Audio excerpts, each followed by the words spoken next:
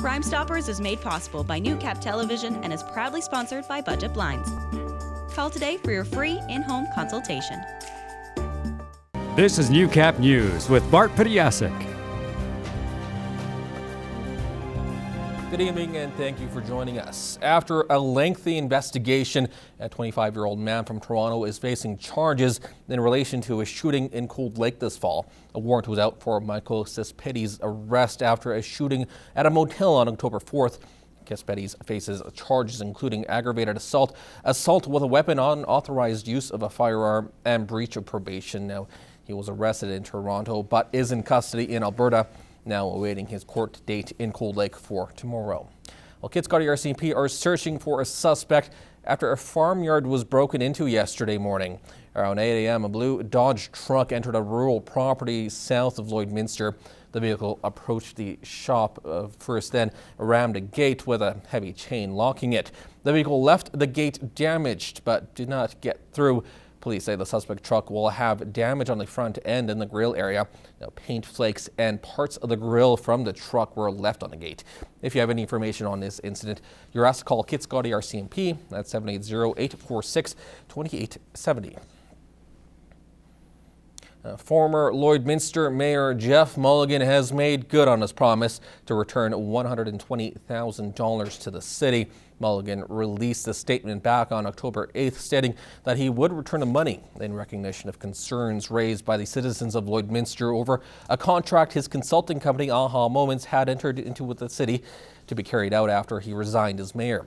The $120,000 was the cost of terminating that contract early. Now, according to the Communications Department, the city clerk stated in yesterday's council meeting that the money has been paid back. Neither the city nor Mulligan will be commenting further on the issue. Well, the city says they have heard your voice and they're making changes. More than a month after a concerned citizen brought forward his thoughts on the contract between the city and former Mayor Jeff Mulligan's company Aha Moments, the first draft of a new purchasing and procurement policy has been released to the public. However, as City Council reporter Jeremy Thompson tells us, the new policy has a similar caveat to the one that started the whole debacle. The questions and the comments that I've heard from residents, from your voice night to just random conversations throughout the city, that pretty much every single one of them has been checked off in some way in this new policy. Councillor Jason Whiting is confident in the first draft of the new purchasing policy he helped put forward, but it hasn't pleased everyone. In the new policy, the city manager still has the authority to approve all contracts and projects worth up to $200,000. Well, why would they want to take that risk? We meet on a regular basis. We can bring those motions for those kind of expenditures forward through council. The city did seem to hear the public on one issue.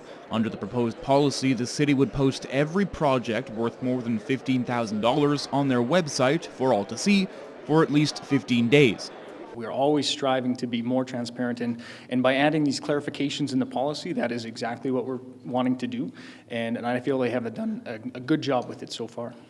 However, in a note underneath all of the promises of transparency, a familiar condition, one that gives the city manager the authority to not post contracts online if, in his opinion, they breach Saskatchewan's Protection of Privacy Act, a similar caveat to the one that kept details of the Mulligan deal secret for 2 years. What we really wanted to do there was have that additional approval. So it needs to meet the criteria under that legislation and have the approval of the city manager's office.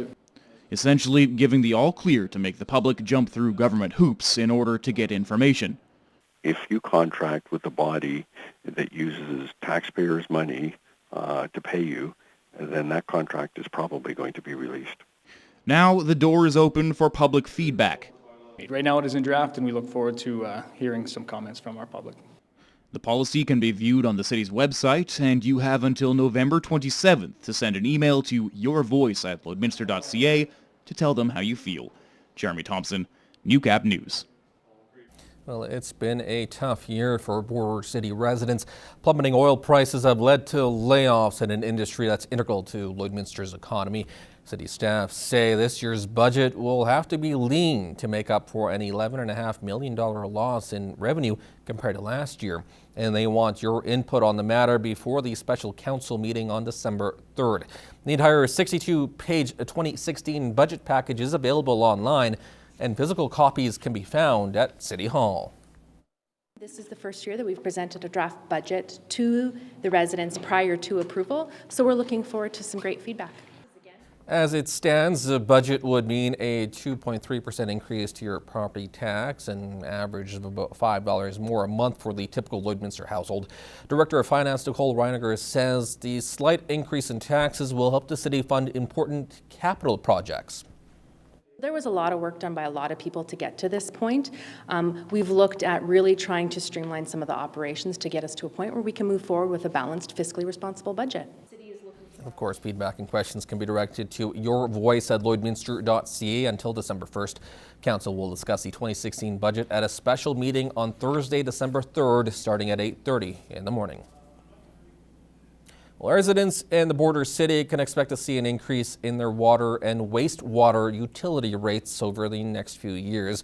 An idea brought to council by the Public Works Department to balance operating budgets and help face important capital needs in the upcoming years. Nicole Stilger explains. Pending final council approval, Lloydminster residents will be paying more for water in the new year. We came up with something that we thought was fair for all the users, and would give us an opportunity to be good environmental stewards and promote some conservation within the water system, give people the opportunity to essentially, in some cases, write their own bill. The decision by council, however, was not unanimous. I believe that many people in our community right now are struggling, and that it's not just to raise the fees right now when people are in that position. The fixed rate will go up by 2% in 2016, up to 8% by 2018. The increase to the variable rate will depend on how much water you use, with lower rates for households who come in under 60 cubic meters per billing cycle. The average residential home with 4 people uses 20 cubic meters per month. So that would be 40 cubic meters per billing cycle. So 60 is a lot of water in 2 months. Revenue from the fee increase is slated to offset operating costs as well as help with capital need in the upcoming years. We know it's our essential core service that's provided to all our residents, and there's investment in that. And there's investment on the front end, there's ongoing investment, and there's capital investment. And these things do cost money, and they need to be supported financially by the users. In the operating budget and the capital budget, there may be some things in there that we can do without, and we can take those funds and apply it towards the water system if we have a need. While the majority of council voted in favor of the new bylaw, it wasn't unanimous. This means it will go back under review one more time, and if passed, your water bill will go up January 1st. Nicole Stilger, Newcap News.